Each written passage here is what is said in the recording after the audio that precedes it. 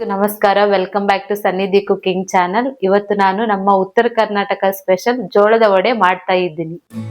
ಜೋಳದ ವಡೆ ನಮ್ಮ ಉತ್ತರ ಕರ್ನಾಟಕದ ಸಾಂಪ್ರದಾಯಿಕ ತಿಂಡಿಯಾಗಿದೆ. ಇದನ್ನು ಜೋಳದ ಹಿಟ್ಟಿನಿಂದ ಮಾಡುವುದರಿಂದ ಆರೋಗ್ಯಕರ ಕೂಡವಾಗಿದೆ. ಪ್ರತಿ ಸಾರಿ ಪೂರಿ ತಿನ್ನುವವರು ಒಂದು ಸಾರಿ ಈ ಜೋಳದ ವಡೆಯನ್ನು ಟ್ರೈ ಮಾಡಿ. ತುಂಬಾನೇ ರುಚಿಯಾಗಿರುತ್ತದೆ.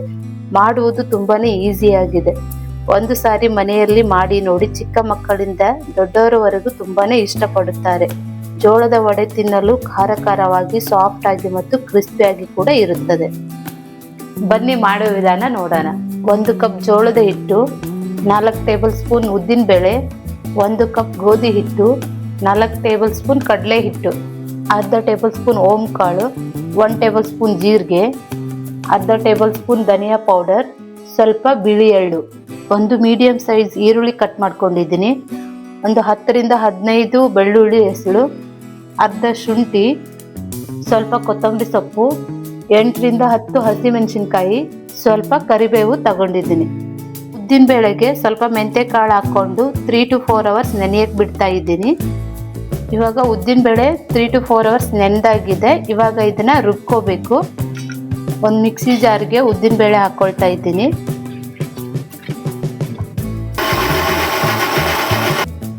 ಉದ್ದಿನ ಬೇಳೆನ ಚೆನ್ನಾಗಿ ರುಬ್ಕೊಂಡಿದ್ದೀನಿ. ಉದ್ದಿನ ಬೇಳೆ ರುಬ್ಕೊಂಡಿರೋ ಹಿಟ್ಟು ತರಿಯಾಗಿರಬಾರ್ದು, ಸಾಫ್ಟ್ ಆಗಿ ನೈಸ್ ಆಗಿರಬೇಕು. ವಡೆ ಮಾಡೋಕ್ಕೆ ಹಿಟ್ಟನ್ನು ಕಲಿಸ್ಕೊಳ್ತಾ ಇದ್ದೀನಿ. 1 ಕಪ್ ಗೋಧಿ ಹಿಟ್ಟು ಹಾಕ್ಕೊಳ್ತಾ ಇದ್ದೀನಿ, ಜೋಳದ ಹಿಟ್ಟು ಹಾಕ್ಕೊಳ್ತಾ ಇದ್ದೀನಿ, ಕಡಲೆ ಹಿಟ್ಟು ಹಾಕ್ಕೊಳ್ತಾ ಇದ್ದೀನಿ, ಓಂ ಕಾಳು ಹಾಕ್ಕೊಳ್ತಾ ಇದ್ದೀನಿ, ಧನಿಯಾ ಪೌಡ್ರ್ ಹಾಕ್ಕೊಳ್ತಾ ಇದ್ದೀನಿ, ಸ್ವಲ್ಪ ಅರಿಶಿಣದ ಪುಡಿ ಹಾಕ್ಕೊಳ್ತಾ ಇದ್ದೀನಿ.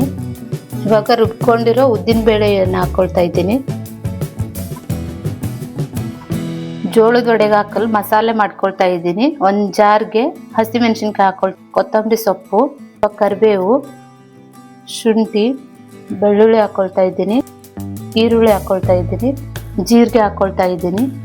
ಇವಾಗ ಇದನ್ನು ಚೆನ್ನಾಗಿ ರುಬ್ಕೊಳ್ತೀನಿ. ಮಸಾಲೆನ ರುಬ್ಕೊಂಡಿದ್ದೀನಿ. ಮಸಾಲೆನ ಹಾಕ್ಕೊಳ್ತಾ ಇದ್ದೀನಿ. 2 ಟೇಬಲ್ ಸ್ಪೂನ್ ಎಣ್ಣೆನ ಕಾಯಿಸ್ಕೊಂಡಿದ್ದೀನಿ, ಇದಕ್ಕೆ ಹಾಕ್ಕೊಳ್ತಾ ಇದ್ದೀನಿ.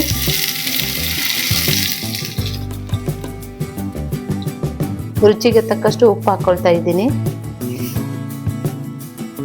ಇವಾಗ ಇದನ್ನ ಚೆನ್ನಾಗಿ ಮಿಕ್ಸ್ ಮಾಡ್ಕೊಳ್ತಾ ಇದ್ದೀನಿ.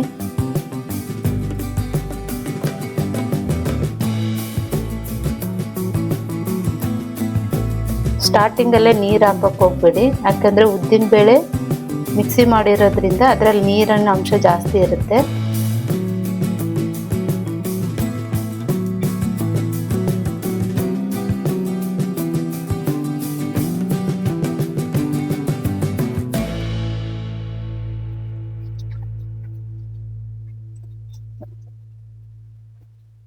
ಹಿಟ್ಟು ರೆಡಿ ಆಗಿದೆ. ಇವಾಗ ಈ ಹಿಟ್ಟನ್ನು 4 ರಿಂದ 5 ಅವರ್ ನೆನೆಯಕ್ಕೆ ಬಿಡಬೇಕು. ಮಿನಿಮಮ್ ಅಂದ್ರೂ 1 ಅವರ್ ಆದ್ರೂ ನೆನೆಯಕ್ಕೆ ಬಿಡಲೇಬೇಕು. ಇವಾಗ ಹಿಟ್ಟು ನೆಂದಾಗಿದೆ. ಒಂದು ಬಾಣಲೆಗೆ ಎಣ್ಣೆ ಹಾಕೊಳ್ತಾ ಇದ್ದೀನಿ. ಎಣ್ಣೆ ಕಾಯ್ತಾ ಇದೆ. ಇವಾಗ ಹಿಟ್ಟನ್ನ ಚೆನ್ನಾಗಿ ನಾದ್ಕೊಳ್ತಾ ಇದ್ದೀನಿ. ಹಿಟ್ಟನ್ನ ಎಷ್ಟು ಚೆನ್ನಾಗಿ ನಾದ್ತಿರೋ ಅಷ್ಟು ಚೆನ್ನಾಗಿ ಜೋಳದ ವಡೆ ಬರುತ್ತೆ. ಕೈಗೆ ಚೂರು ಎಣ್ಣೆ ಹಾಕ್ಕೊಳ್ತಾ ಇದ್ದೀನಿ. ಎಣ್ಣೆ ಹಾಕಿ ಈ ಥರ ಸವರ್ಕೊಂಡು ಸ್ವಲ್ಪನ ಹಿಟ್ಟನ್ನು ತಗೊಂಡು ಈ ರೀತಿಯಾಗಿ ಕೈಯಲ್ಲಿ ತಟ್ತಾ ಇದ್ದೀನಿ. ಎಣ್ಣೆ ಬದಲಾಗಿ ನೀವು ನೀರನ್ನು ಹಚ್ಕೊಂಡು ವಡೆನ ತಟ್ಬೋದು. ವಡೆಗೆ ಸ್ವಲ್ಪ ಎಳ್ಳು ಹಾಕ್ಕೊಳ್ತಾ ಇದ್ದೀನಿ.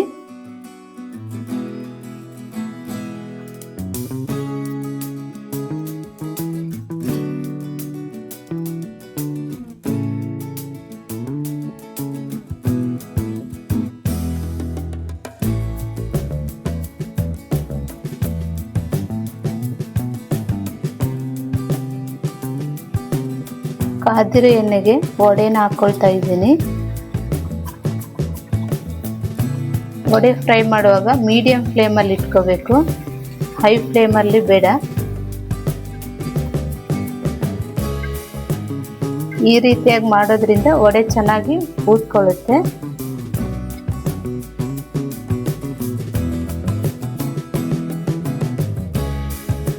ಇವಾಗ ಟರ್ನ್ ಮಾಡ್ತಾ ಇದ್ದೀನಿ.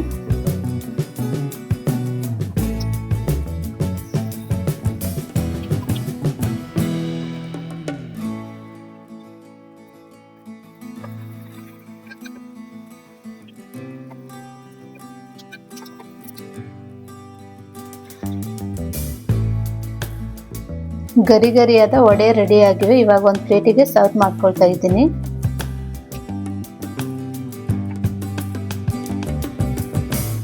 ವಡೆ ಜೊತೆಗೆ ಮೊಸರೊಂದು ತುಂಬಾ ಒಳ್ಳೆ ಕಾಂಬಿನೇಷನ್ ಆಗಿದೆ.